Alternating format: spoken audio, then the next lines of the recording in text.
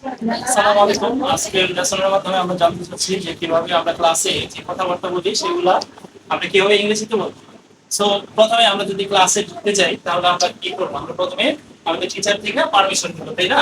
তো প্রথমে ঢোকার সময় আমরা বলবো যে may I come in sir, may I come in sir. এটা বলার পর আমরা যখন ক্লাসে ঢুকবো, ঢোকার পর আমরা আমাদের পাশে যদি কেউ থাকে, অর্থাৎ আমরা যে সিটে বসতে যাচ্ছি সেই সিটটা কি খালি কিনা সেটা জানার জন্য আমরা স্বাভাবিকভাবে আমাদের বন্ধুদের বলতে পারি যে এই সিটটা কি খালি কিনা বা এখানে কেউ কি বসেছে কিনা, এটা আমরা কিন্তু জিজ্ঞেস করি স্বাভাবিকভাবে। তো এটাকে ইংরেজিতে বলতে হলে কিভাবে বলতে হবে সেটা এখন আমরা জানবো।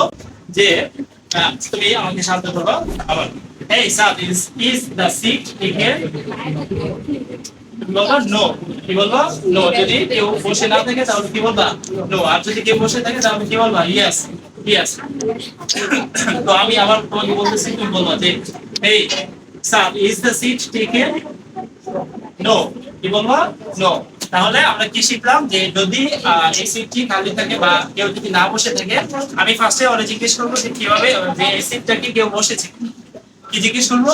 এই সিটে কি কেউ বসেছে কিনা বা কেউ কি এই সিটটা বসেছে কিনা সেটা জিজ্ঞেস করার জন্য কিভাবে ইংরেজি করবো সেটা হচ্ছে ইজ দ্য সিট টেকেন। কি বলবো?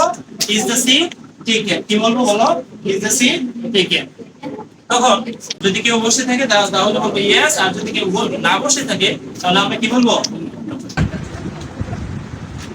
Hey sir, is the seat taken? No, you can sit here.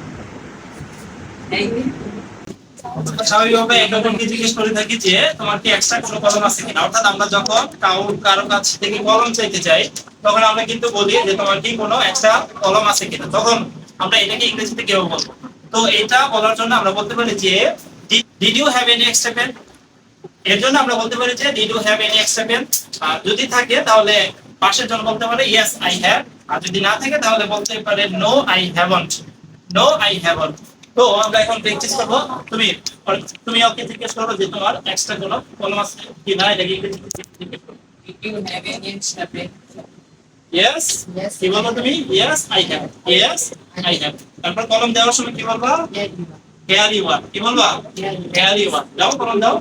আর তুমি ওকে সিম্পলি একটা ধন্যবাদ জানাবা। কি জানাবা? Thanks. Thank you. কি বলবা? থ্যাংক ইউ বা থ্যাঙ্কস, একই কথা। ঠিক আছে, তুমি কি বলবা? Welcome. Hey Sundar, did you have any extra pen? Yes, I have. Here you are. Thank you. Well, তারপরের কনভারসেশন হচ্ছে আমরা যখন কাউকে জিজ্ঞেস করে থাকি যে তুমি কয়টা বাজে এসেছো, অর্থাৎ আমরা স্বাভাবিকভাবে একে অপরকে জিজ্ঞেস করি যে তুমি কখন এসেছো। তখন এর জন্য আমরা প্রশ্ন করি, ইংরেজিতে বলতে পারি যে হোয়ার ডিড ইউ কাম? কি বলো তো?